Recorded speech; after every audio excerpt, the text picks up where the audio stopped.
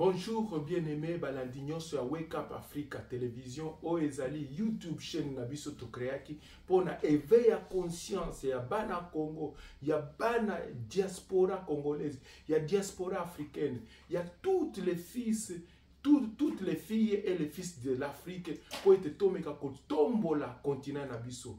Nous nous définissons comme l'intelligence et la connaissance au service de l'humanité. Donc, tozali kokuta na nabino lusuna poko alelo pour na kolobela makambo oyo ezali koleka na Est ya Congo. Lelo na kolobaka na lingala po ete bande konanga ba Congolais o bozali kolananga boyeba ke mboka ezali kokende.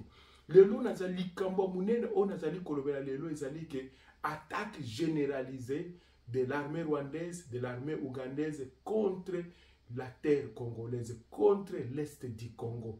Mais avant de kota na sujet na sengi bino, bo s'abonner massivement, bo s'abonner massivement, bo ebi ke Wake Up Africa YouTube chaîne na biso ezali ya ko finga te, ezali ya ko créer haine te, ezali ya ko semer terreur te, kasi biso tozali ba la musia molimo. Nous nous définissons comme lever de la conscience, ba la musia molimo pour na Afrique kende liboso. Merci na ba o bazali ko s'abonner massivement, merci na ba o bazali ko komela biso pe ba commentaire kitoko ba bazali ko encourager biso. En tout cas nzamba pambola bino bo s'abonner massivement pour na ko soutenir kamwa initiative o tozali ko sala pour na ko la musa ba congolais pe ko créer unité ya ba congolais ke to kende liboso to tonga mboka na biso.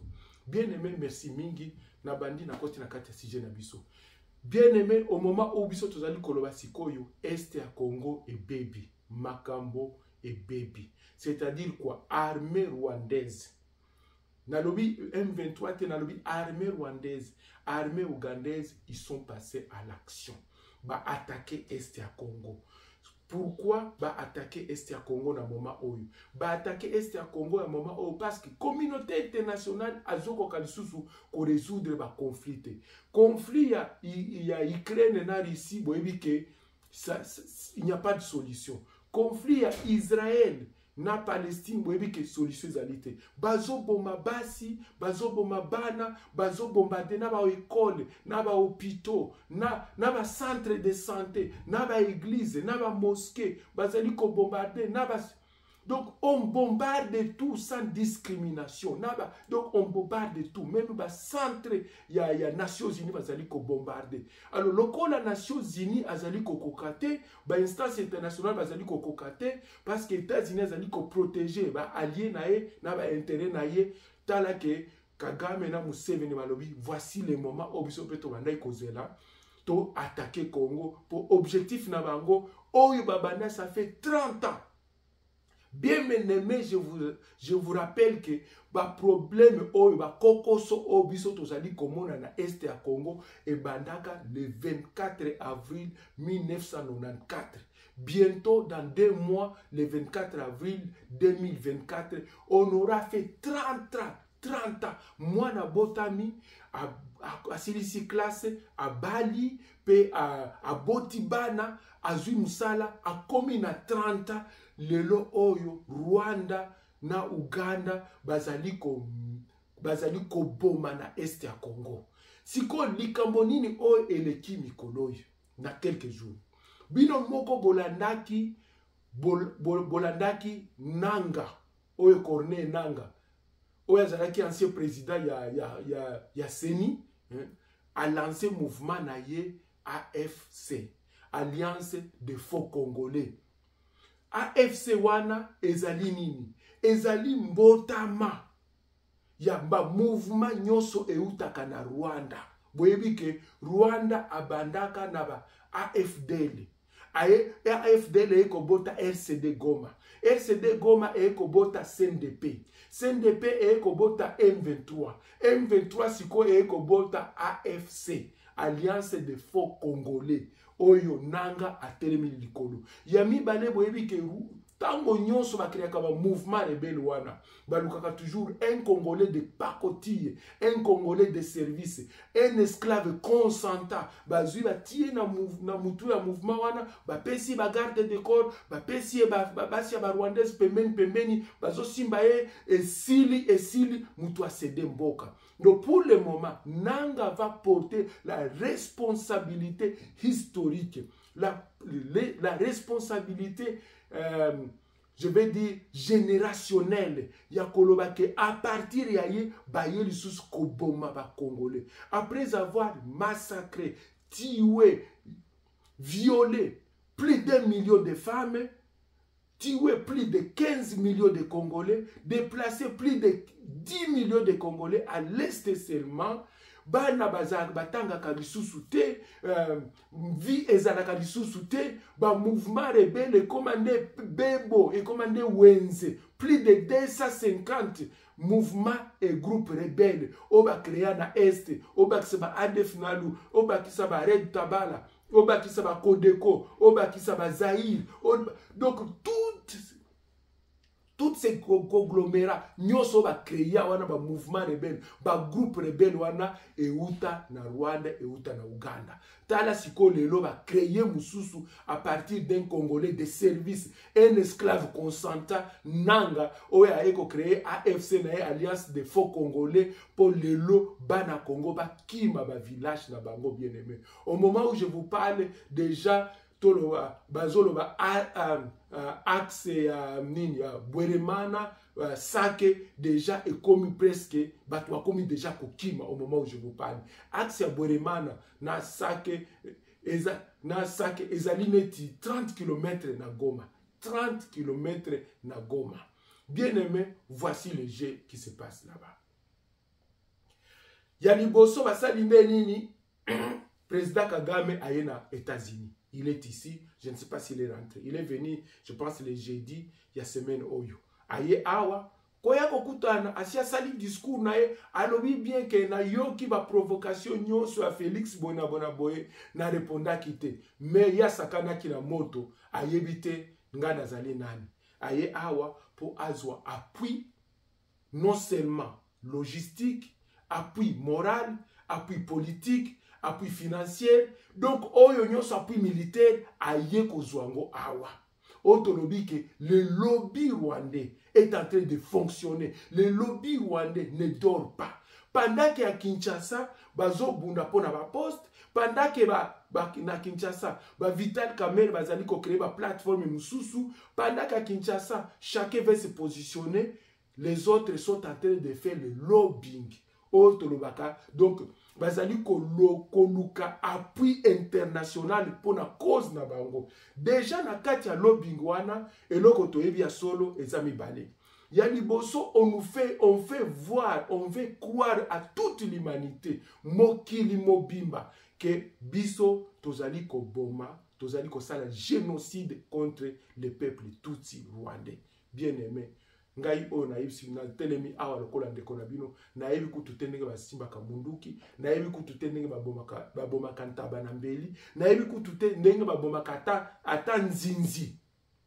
Mais bazali ko accuser biso ba Congolais de commettre un génocide contre le peuple tutsi. Donc na Washington semaine oyo ezalaki kaka discours ya ngwana ya lobbying ke biso tozali ko bomba bango. Ya mibale eloko nini bazali ko sala. Bazali koloba ke M23 le Tutsi du Rwanda bazali ba Congolais obiso tozali ko discriminer. Bien aimé biso tovandi na mboka o toyebi ko discriminer contre mutute. Tovandi na Congo totanga na ba Tutsi, tokenda ba classe na bango, tolia na bango, tokola na bango. Comment est-ce qu'aujourd'hui on peut changer les discours pour na koloba ke biso tozali ko discriminer contre une minorité Tutsi. Donc problème mibale oya bango bazo sala lobbying pour faire croire à toute l'humanité que génocide des aliko salema, deuxièmement tozali ko discriminer contre ba Tutsi sur tous les territoires congolais, ceux qui tomoni Tutsi tozali ko boma bango, ceux tomoni ba Tutsi bazali ko zo ba postete. Et pourtant Nous savons que pendant les 30 ans, on a dit que les 30 ans que nous avons été attaqués, depuis le 24 avril 1994 jusqu'à aujourd'hui, s'il y a une minorité qui a bénéficié de tous les accords, de toutes les négociations, aux minorités, aux profitants, n'a pas posté nyonso. En tout cas, nos frères et Tutsis ont été parmi les gens qui ont beaucoup bénéficié. Bazoa va poste à vice-président de la République. Bazoa va poste à ministre. Bazoa va poste à généraux dans l'armée. Bazoa va poste à directeur na ANR, na DGM, na DGDA. Bazoa na... Donc, dans toutes les structures administratives à Congo, Bazali Konginga, Bazali ko Zwambongo, Bazali ko Avancé, Bazali ko Tanga, mais Oyo Lukutana Bango parce que ils utilisent ce qu'on appelle la théorie de la victimisation. Il faut qu'on bimanette victime, il faut qu'on bima toujours comme victime. Comme il y a eu un génocide au Rwanda, c'est-à-dire l'histoire de ce génocide-là est aussi la caractère quand Bango Nyosonde Bazaka va victime d'un génocide, alors qu'au Congo, après avoir massacré, tué, vandalisé, éventré plus de 15 millions de Congolais, on ne parle pas du génocide congolais. On n'en parle même pas. Donc, bandeko nangai likambozali awa, bino bozana Kinshasa. Bozali ko créer ba plateforme, au lieu botia mbongo na kati armée. Bozali ko créer ba poste politique. Bozali ko wela ba poste ba premier ministre, vice-premier ministre. Vous êtes en train seulement de vous caser pour vos positionnements, pour na mabumu na bino, pour na famille na bino, tala ndenge boteki mboka. Tala ndenge boteki mboka. Au lieu boya na Washington, boya na discours contraire. Au lieu bo sala bo financer ba lobby et ya makasi. Oyo zali awa les Arabes bazali ko sala lobby na bango. Ba Israélien na guerre na ya Palestine bazali ko sala lobby na bango. Nini Erdogan na mboka na bazali ko sala lobby na bango. Ba mboka nyonso bazali ko sala ba lobby na bango awa. Ukraine azali ko sala lobby na ye awa. Donc, c'est seulement le Congo qui n'a pas de gens, des diplomates avérés, des hommes avérés, des patriotiques avérés. Au bakoki koloba no biso toke kovanda na Washington, loko l'ambassade na biso zali kuna, topé sa discours contraire na ba oyo bazali ko kosa. Ndeko nangai mboka ezali kokende. Nous devons penser maintenant ya ko investir na kati ya lobby congolais. Il faut une lobby congolaise. Et sengeli to banda koloba makambo ya Congo. Sikoyo makambo zali nini. Makambo ba population déjà ba mushake, ishasha, sake bazali ko kima bango nyonso. Et maintenant nous allons compter dans les 12 à 15 millions de déplacés d'ici 2 semaines, 3 semaines. Est-ce que boyoki Amérique azali kolobelango? Est-ce que boyoki Grande-Bretagne azali kolobelango? Est-ce que boyoki France azali kolobelango? Ba kolobelango pensate. Parce que bango ne bazali ko soutenir gouvernement rwandais. C'est pourquoi na lobby, likambo oya lobby eza munene esengeli bo investi na kati ya lobby dans les médias internationaux, RFI, France Internationale, CNN, BBC. Il faut la voix des Congolaises, Congolais et bana que nous avons été meurtris. Donc les Congolais bazali kaka moko ya na conférence o abimisi kaka mwa mongongo na yeme ezali koyokana te. Si on a la deuxième partie nangai. Plan ya nanga na conglomérat na yewana ya alliance de faux congolais ezali nini. Plan na bango ezali mibale.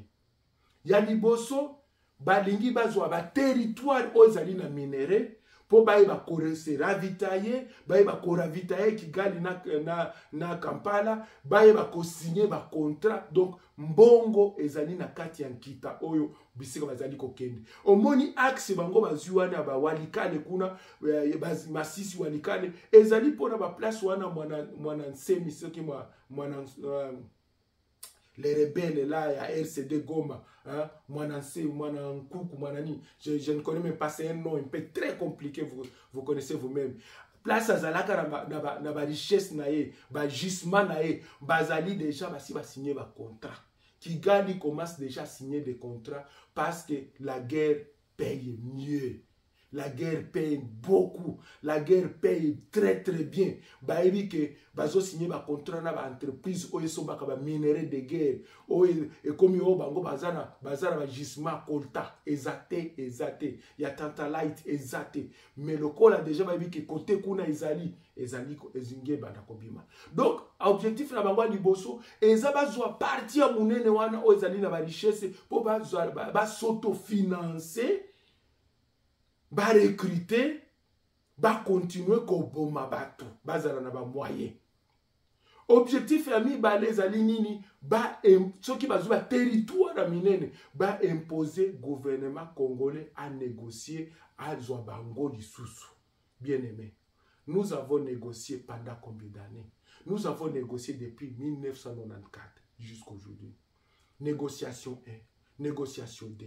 Négociation 3, Addis Abeba 1, Johannesburg 1, Angola 2, Angola 3. Je ne sais pas, on est passé par toutes les capitales du monde en train de négocier depuis l'AFDL, les RCD Goma, les CNDP, les M23. Aujourd'hui, l'Alliance des faux Congolais et Epe Koko Tanakati et Zali Kosenga to négocier. Bien aimé. Awa na zongi lisima. Biso ba Congolais bazali koboma biso. Bazali kobenga na biso. Tozali kobonda pona mabele na biso. Tozali kobonda kati na parcelle na biso. Ezali neti mutu aye ko atake na kati ya lupango na yo. Azui mwasi na yo. Aviole mwana na yo. Abomi mama na yo. Siko aibisi yo bo négocier. Toko négocier ndenge nini? Bien aimé. Parce que biso tokati si frontière à Moutouté. Mais bazo imposer biso ba négociation. Voici la politique des Américains. Biso bazali ko imposer biso ba négociation. Mais ba bomi 3 Américains, ba Américains ba ki ko négocier te ba ki ba bombarder. Nini Yémen et Meki ko sala oh non ba menace contre ba bateau de grande mer, ba sali neni ba ki ba bombarder ba négocier te. Mais nous les Congolais, parce que nous sommes en position du mal, nous sommes en position de faiblesse, on veut nous obliger de négocier encore. Donc, 1000e négociation au Eko Salema. Tout ça, là, sous des mobilisations, des armements, ce qui est des campements et réintégration sociale. Si Yangoana. Ce qui est là, tokomi na problème ya armée, tokomi na problème ya infiltration, tokomi na problème ya insécurité dans l'armée, tokomi na problème ane razo kwa kosala msala na ete. C'est parce que Joseph Kabila yemoko rwandais a salaka mécanisme wana pour déjà yebaki que il va affaiblir toutes les institutions du pays. À partir de la démobilisation, désarmement, décampement, ce qui est réintégration sociale. C'est ce qu'il a fait. À côté, bango nyonso bakomi ba généraux, bakomi ba major, bakomi ba capitaine, bakomi ba donc ba poste ya minene nyonso bazui na armée. Ba poste ya minene nyonso bazui na sécurité. Le loto zokoka ko bundate. Moindre chose va trahir. Moindre chose va trahir. Parce que celui qui a trahi une fois, il trahira pour toujours. Yango place Tozana Kokoso. Là où le gouvernement congolais devait agir, c'était où? Là où Bisoba Congolais, Tozali Koloba Izanini, Tozali Koloba Boye, pour Nakosala Bitumba, Oyo, Tokoko Kate. Tant qu'on est encore infiltré jusqu'au sommet, Tokoko Kate, tant qu'on a encore des forces négatives, Oyezana Kati Mapinga Nabiso, FARDC à Kokokate, à Demiabe à Kokokate, à Nera Kokokate, parce que Bazana Kati Nabiso, c'est quoi la solution que vous allez nini? Avec déjà plus de milliers de déplacés au Bazaliko Kima, na moment Oyo. Bazali kokota zamba tokosala nini. Président Félix oyo komi moma sikoyo yako sangisa bana Congo. eza lisusu moment te akoloba ke nazo former gouvernement ya ba o baganyaki kotoyo ba o baganyaki kotoyo o ensemble pour la république azala ba député belé o Martin Fayulu azala ba député muke o azali na ba député non. Et comme Ngonga sikoya kosangisa toutes les forces vives de la nation pour essayer de créer une unité symbiotique, pour créer une unité organique autour de toi, une unité de tous les peuples congolais, femmes, hommes et enfants. Ndenge mobutu bande koloba papa bo moko, mama bo moko, ekolo bo moko, parti bo moko.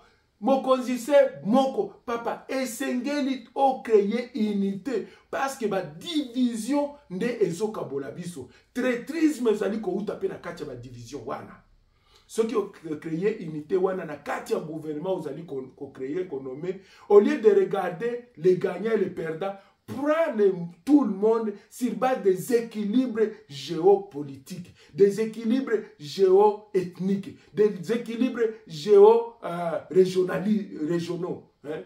Des équilibres géo-régionaux.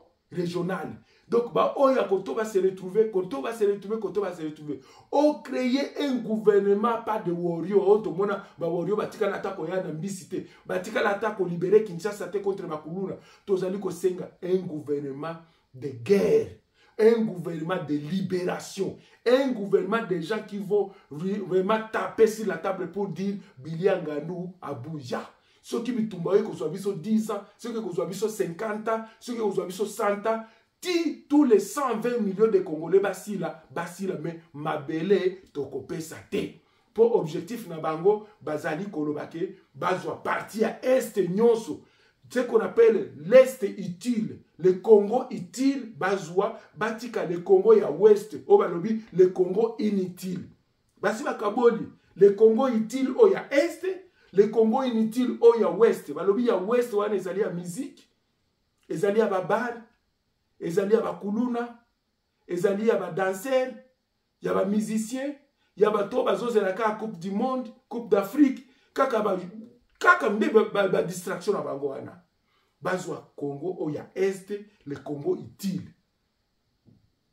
Monsieur le Président, ce qui vidéo est comme la yo, créer un gouvernement de guerre avec tous les équilibres, vraiment les équilibres géo-ethniques, Batunyoso va se retrouver na kati pour créer cette unité symbiotique et organique de tous les Congolais. Deuxièmement, Esengeli Osalake, jeunes oyo nyonso bazali komoisir dans toutes les villes de la République. S'il faut recruter 500 millions, s'il faut recruter 1 million, s'il faut recruter 500 000, s'il faut recruter jeunes. Troisièmement, kata ba salaire ya ba débat nyonso bazolinga bakoma ba député po bazwa ba palissade, po bazwa ba jeep ya sika, po bazwa ba monument na bango ba $30,000 oyo laka bango. En tout cas, salaire ya député national, ce qui est qui 5,000 ezali ebele. $5,000 salaire ya député national. Noto komi na effort de guerre. Mbongo nyonso wana ba surplus, ba voyage présidentiel, ba voyage ba premier ba mission de service ba ministère, nyonso eke na effort de guerre. Ce qui toko somba minduki, même minduki isagé, ou même bakosala ngona Lubumbashi na ibiki à un certain moment, Mobutu parlait que Tokosala Kalachnikov à partir de la usine Nabiso, il y a Lubumbashi, à Maluku, il y a chirurgie à Maluku. Tosala Minduki, que to protéger Mboka Nabiso papa. Le discours ne saura pas libérer ce peuple. Le discours ne saura pas reconquérir ce territoire. Le président ne parle pas assez autant. Le président n'a pas besoin de parler. Il a besoin seulement de créer un sursaut patriotique. Sans dévoiler les stratégies, sans dévoiler le nombre de drones, sans dévoiler le nombre des hélicoptères, sans dévoiler le nombre de mercenaires. Le président n'a pas besoin de donner cette information à la presse. C'est une information stratégique. Il a besoin seulement de travailler. Même le nombre de recrues, on n'a pas besoin de connaître. Le président a besoin de travailler, de galvaniser toutes les forces vives de la nation autour de cette action de libération de notre pays.